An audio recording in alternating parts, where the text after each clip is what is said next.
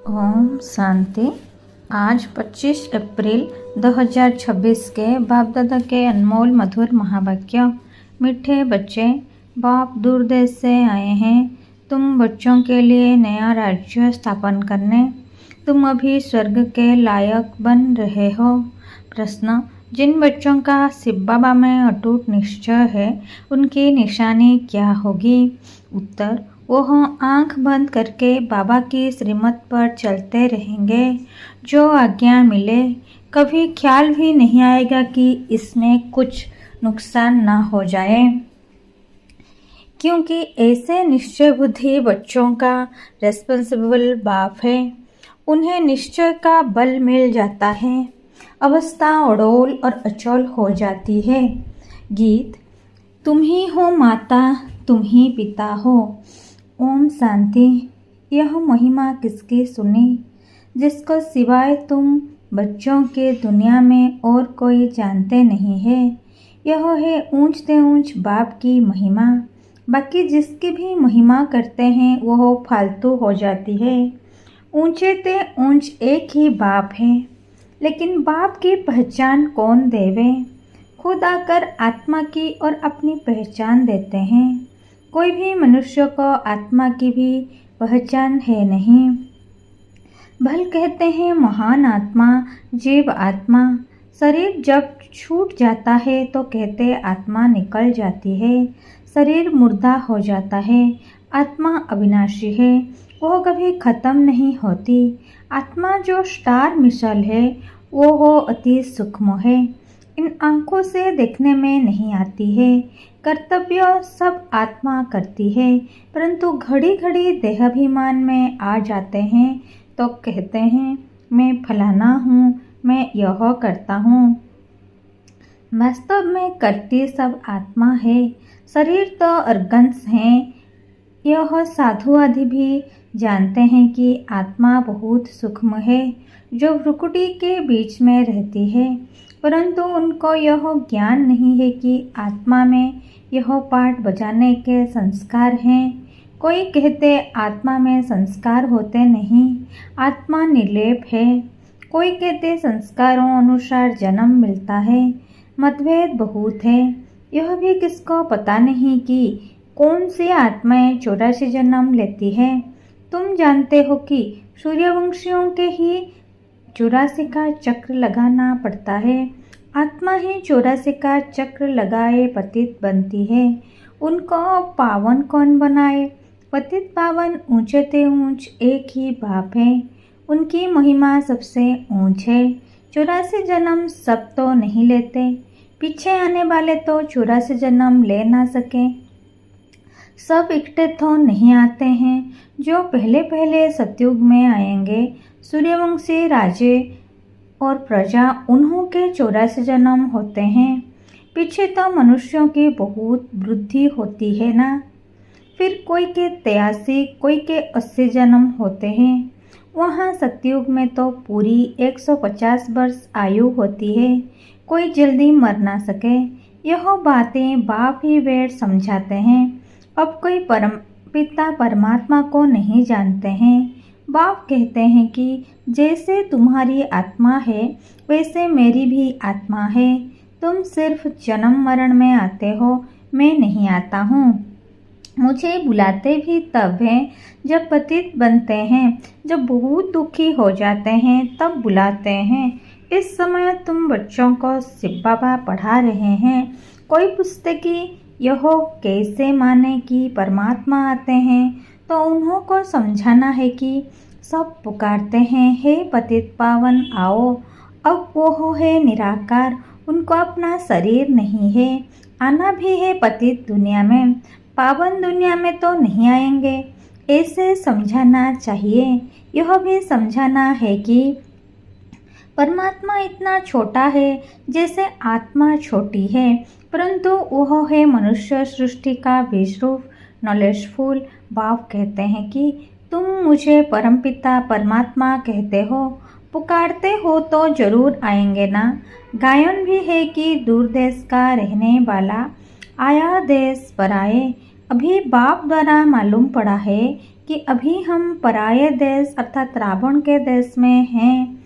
सतयुग त्रेता में हम ईश्वरीय देश अर्थात अपने देश में थे। फिर द्वापर से लेकर हम पराये देश पराये राज्य में आ जाते हैं, वाम मार्ग में आ जाते हैं। फिर भक्ति शुरू हो जाती है। पहले पहले शिव बाबा की भक्ति करने लग जाते हैं। वे लोग शिव का इतना बड़ा लिंग बनाते हैं, परंतु इतना बड़ा तो वो है नहीं। अभी तुमने समझा है कि आत्मा और परमात्मा में क्या फर्क है। वो हो नलेश फूल, सदा पावन, सुख का सागर, आनंद का सागर है। यह परमात्मा एक महिमा है ना, परमात्मा की महिमा है ना। अब बुलाते हैं कि हे पतित पावन आओ। वो है परमपिता जो कलप कलप आते हैं। दूर देश के रहने वाला मुसाफिर को बुलाते हैं, उनकी महिमा गाते हैं। ब्रह्मा सरस्वती को तो बुलाते नहीं है, पुकारते हैं निराकार परमात्मा को। आत्मा बुलाती है कि दूर देश के रहने वाला अब आओ देश पर आए, क्योंकि सब पतित बन चुके हैं। मैं भी आऊँगा तब जब रावण राज्य खत्म होना होगा। मैं आता भी हूँ संगम युगे, यह किसको भी पता नहीं है। कहते भी हैं कि वह परमात्मा बिंदी है। आजकल फिर कहते हैं आत्मा सो परमात्मा, परमात्मा सो आत्मा। आत्मा सो परमात्मा हो ना सके। आत्मा परमात्मा दोनों अलग अलग है। रूप दोनों का एक जैसा है, परंतु आत्मा पतित बनती है। 84 जन्मों का पाठ बजाना पड़ता है। परमात्मा जन्म मरण रहित है। अगर आत्मा सो परमात्मा कहते तो क्या सतो प्रधान परमात्मा तमो प्रधान में आते हैं? नहीं, यह तो हो ना सके। बाप कहते हैं कि मैं आता हूँ सर्व आत्माओं के सर्विस करने। मेरा जन्म भी नहीं कहा जाता। मैं आता ही हूँ नरकवासियों को स्वर्गवासी बनाने। पराये देश में आए हैं अपना स्वर्ग स्थापन करने। बाप भी आकर हमको स्वर्ग का लायक बनाते हैं। यह भी समझाया है कि और आत्माओं का पाठ अपना अपना है। परमात्मा जन्म मरण रहित है। आते भी जरूर हैं, तब तो शिवरात्रि मनाते हैं, लेकिन वह कब आए यह कोई नहीं जानते। ऐसे ही शिव जयंती मनाते आए हैं। जरूर संगम पर आए होंगे स्वर्ग स्थापन करने। पतितों को पावन बनाने जरूर संगम पर आएंगे ना। पावन सृष्टि है स्वर्ग, कहते हैं पतित पावन आओ।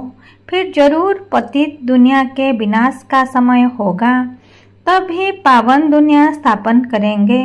युगे युगे तो नहीं आते।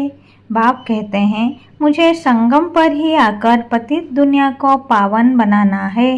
यह पराया देश है, रावण का देश, परंतु यह कोई मनुष्य थोड़े ही जानते कि रावण का राज्य चल रहा है। कब से यह रावण राज्य शुरू हुआ कुछ भी पता नहीं। पहले मुख्य बात आत्मा और परमात्मा का राज समझाना है। फिर समझाना है कि वह कल्प के संगम युग पर आते हैं पावन बनाने। यह काम उनका ही है, न कि श्री कृष्ण का। श्री कृष्ण खुद ही 84 जन्म ले नीचे उतरते हैं। सूर्यवंशी सब नीचे उतरते हैं। झाड़ आधा ताजा आधा पुराना थोड़े ही होगा। जर्जरीभूत अवस्था सबकी होती है। कल्प की आयु का भी मनुष्यों को पता नहीं है। शास्त्रों में लंबी चौड़ी आयु दे दी है। यह बाप ही बेड़ समझाते हैं, इसमें और प्रश्न उठ ना सके। रचता बाप सच ही बोलते हैं। हम इतने बिके हैं सब मानते हैं, तो जरूर है तब तो मानते हैं। आगे चल जब निश्चय होगा तो समझ में भी आ जाएगा।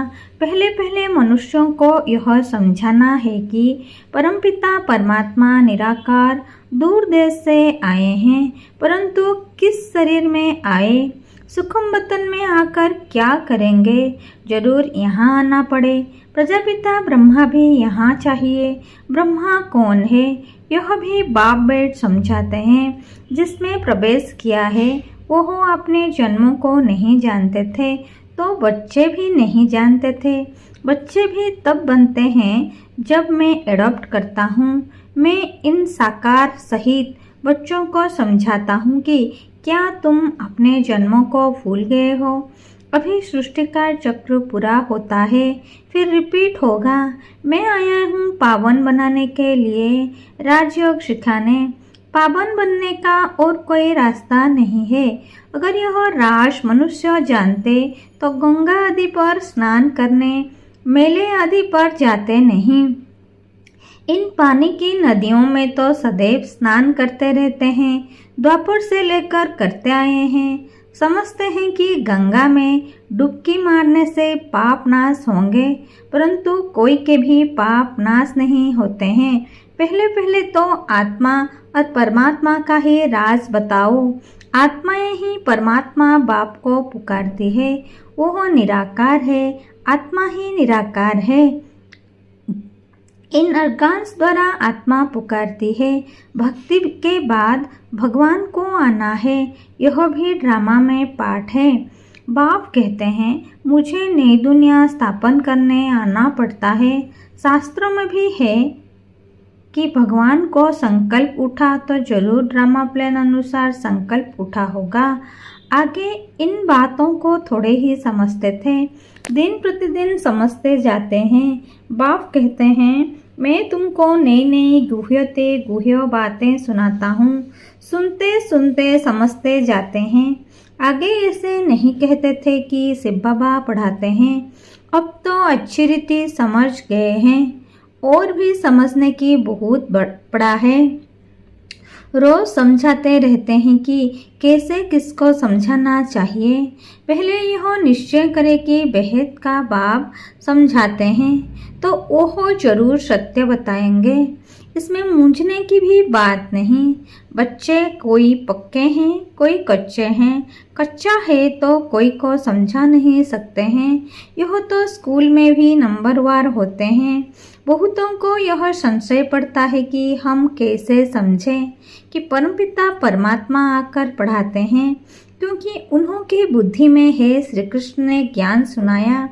अब पतित दुनिया में तो श्री कृष्ण आ नहीं सकता। यह उनका सिद्ध करो कि परमात्मा को ही आना पड़ता है।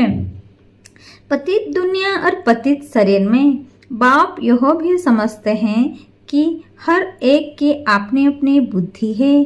कोई तो झट समझ जाते हैं, जितना हो सके समझाना है। ब्राह्मण सब एक जैसे नहीं होते हैं, परंतु देहाभिमान बच्चों में बहुत है। यह बाबा भी जानते हैं कि नंबरवार हैं। डायरेक्शन पर बच्चों को चलना पड़े। बड़ा बाबा जो कहे वह मानना चाहिए। गुरुओं आदि की तो मानते आए हो, और बाप जो स्वर्ग में ले जाने वाले हैं उनको उनकी बात तो आंख बंद कर माननी चाहिए, परंतु ऐसे निश्चय बुद्धि है नहीं। भल उसमें नुकसान हो और फायदा हो मान लेना चाहिए। भल समझो नुकसान भी हो जाए फिर भी बाबा कहते हैं ना, हमेशा ऐसे समझो कि शिव बाबा ही कहते हैं। ब्रह्मा के लिए मत समझो। रेस्पॉन्सिबल शिव बाबा होगा, उनका यह रथ है। वो ठीक कर देंगे। कहेंगे कि मैं बैठा हूँ। हमेशा समझो कि शिव बाबा ही कहते हैं। यह कुछ नहीं जानते, ऐसे ही समझो। एक तरफ तो निश्चय रखना चाहिए। शिव बाबा कहते मेरा मानते रहो तो तुम्हारा कल्याण होता रहेगा। यह ब्रह्मा भी अगर कुछ कहते हैं तो उनका भी रेस्पॉन्सिबल मैं हूँ। तुम बच्चे फिक्र नहीं करो। शिव बाबा को याद करने से अवस्था और ही पक्की हो जाएगी। निश्चय में विकर्म भी विनाश होंगे, बल भी मिलेगा। जितना बाबा को याद करेंगे उतना बल जास्ती मिलेगा। जो श्रीमत पर चल सर्विस करते हैं वही ऊंच पद पाएंगे। बहुतों में देहाभिमान बहुत रहता है। बाबा देखो सब बच्चों से कैसे प्यार से चलता है, सबसे बात करते रहते हैं। बच्चों से पूछते हैं कि ठीक बैठे हो, कोई तकलीफ तो नहीं है। लाभ होता है बच्चों के लिए।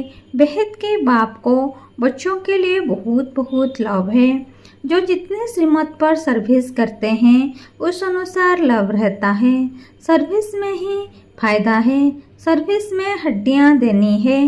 कोई भी काम करते रहेंगे तो वह फिर दिल पर भी रहते हैं कि यह बच्चा फर्स्ट क्लास है। परंतु चलते चलते किसी पर ग्रहचारी भी बैठती है। माया का सामना होता है ना। ग्रहचारी के कारण फिर ज्ञान उठा नहीं सकते। कोई तो फिर कर्मणा सेवा अथक होकर करते हैं। तुम्हारा काम है सबको सुखधाम का मालिक बनाना, किसको दुख नहीं देना। ज्ञान नहीं है तो फिर बहुत दुख देते हैं। फिर कितना भी समझाओ तो समझते नहीं। पहले पहले समझानी देनी है आत्मा और परमात्मा की। कैसे आत्मा में 84 जन्मों का पाठ भरा हुआ है, जो अविनाशी पाठ है, कभी बदलने का नहीं है। ड्रामा में नूंधा हुआ है। यह निश्चय वाला कभी हिलेगा नहीं। बहुत हिल जाते हैं। पिछाड़ी में जब भंवरों का आग लगेगी तब अचल बन जाएंगे। अभी तो बहुत युक्ति से समझाना है। अच्छे बच्चे तो सर्विस पर रहते हैं, दिल पर चढ़े रहते हैं, बहुत दिखे जाते रहते हैं, बहुत मेहनत करते हैं। उनको सर्विस का बहुत शौक रहता है। जिसमें जो गुण है वह बाबा वर्णन करते हैं। अच्छा, मीठे मीठे सिकिलत है बच्चों प्रति माता पिता बाप दादा का याद प्यार और गुड मॉर्निंग। रूहानी बाप की रूहानी बच्चों को नमस्ते। हम रूहानी बच्चों की रूहानी माता पिता बाप दादा को याद प्यार गुड मॉर्निंग और नमस्ते नमस्ते नमस्ते। धारणा के लिए मुख्य सार। नंबर 1, सर्विस में हड्डियां देनी है। किसी भी बात में संशय नहीं उठाना है। सबको सर्विस से सुख देना है, दुख नहीं। नंबर 2, निश्चय के बल से अपनी अवस्था को अड़ल बनाना है। जो श्रीमत मिलती है उसमें कल्याण समाया हुआ है। क्योंकि रिस्पॉन्सिबल बाप है, इसलिए फिकर नहीं करना है। वरदान, योग युक्त स्थिति द्वारा सूक्ष्म व कड़े बंधनों को क्रश करने वाले बंधन मुक्त भव। योग युक्त की निशानी है बंधन मुक्त। योग युक्त बनने में सबसे बड़ा अंतिम बंधन है स्वयं को समझदार समझकर श्रीमत को अपनी बुद्धि की कमाल समझना, अर्थात श्रीमत में अपनी बुद्धि मिक्स करना, जिससे बुद्धि का अभिमान कहा जाता है। 2, जब कभी कोई कमजोरी का इशारा देता है अथवा बुराई करता है, यदि उस समय जरा भी व्यर्थ संकल्प चला तो भी बंधन है। जब इन बंधनों को क्रॉस कर हार जीत निंदा स्तुति में समान स्थिति बनाओ, तब कहेंगे संपूर्ण बंधन मुक्त। स्लोगन, पहले सोचना फिर करना, यही ज्ञानी तो आत्मा का गुण है। ये अव्यक्त इशारे। महान बनने के लिए मधुरता और नम्रता का गुण धारण करो। जैसे अनजान बच्चा नुकसान वाली चीज को खिलौना समझता है तो उसे कुछ देकर छुड़ाना पड़ता है, ऐसे जो अल्पकाल का मान शान व अल्पकाल की इच्छा रखते हैं, उन्हें मान देकर स्वयं निर्माण बन जाओ। उस समय यदि उन्हें शिक्षा देंगे तो टकराव पैदा होगा। इसीलिए ऐसे समय पर युक्त चलन से परोपकारी बन क्षमा भाव से सम्मान देकर पहले उन्हें समझदार बनाओ, जिससे वो स्वयं महसूस करे कि यह बात नुकसानकारक है। अच्छा, ओम शांति।